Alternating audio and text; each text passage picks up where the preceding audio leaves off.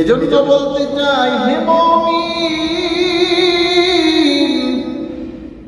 ওরে নবীর উম্মতের দল, হে যুবক, আল্লাহর গোলাম,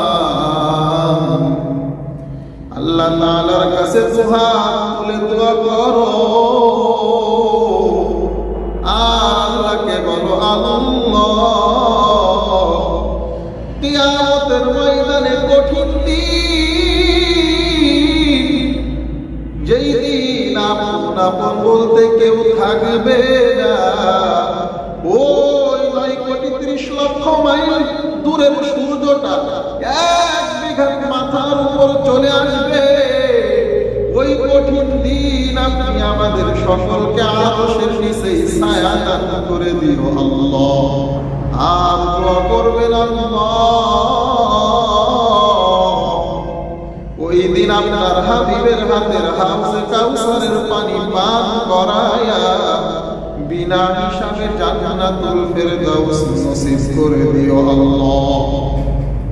এই দোয়া আল্লাহর কাছে সব সময় করা, কেন জানেন? কারণ কিয়ামতের ময়দানে কঠিন দিন, আল্লাহ ইনসাফের বিচারের কাঠ করা তার করাইবে।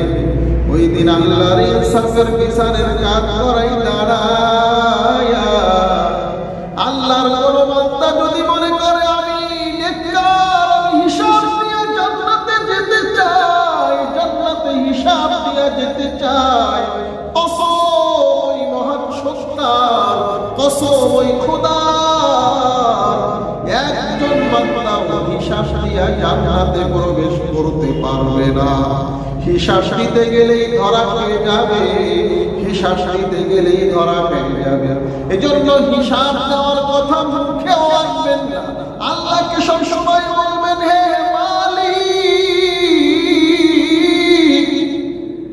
হিসাব নিকাশ কিছুই বুঝি না, বেগাইরে হিসাব, বেগাইরে হিসাব, হিসাব ব্যতীত জান্নাত চাই, হিসাব ব্যতীত জান্নাত চাই।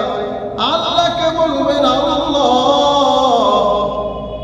বিনা হিসাবে যদি আমাকে জান্নাতে দেন, আমার কপাল বড় ভালো, আর যদি আমাকে আপনার হিসাবের কাঠ গড়াই দাঁড়াইতে হয়, আমার কপালটা বড় খারাপ। হিসাব দিতে গেলে তার কপাল খারাপ। জন্য আল্লাহর কাছে সবসময় দোয়া করবেন, আল্লাহ, কিয়ামতের ময়দানে কঠিন দিন আপনার হাবিবের হাতের হাউজে কাউসারের পানি পান করায় আপনার হাবিবের সুপারিশ নিয়ে হিসাব ব্যতীত জান্নাত দান করে দিয়ে। সকলে বলেন আমিন। আল্লাহ তাআলা আমাদেরকে হিসাব ব্যতীত জান্নাতি মেহমান হিসেবে কবুল করে করে। সকলে বলেন আমিন। ওয়া আখিরু দাওয়ানা আলহামদুলিল্লাহি রাব্বিল আলামিন।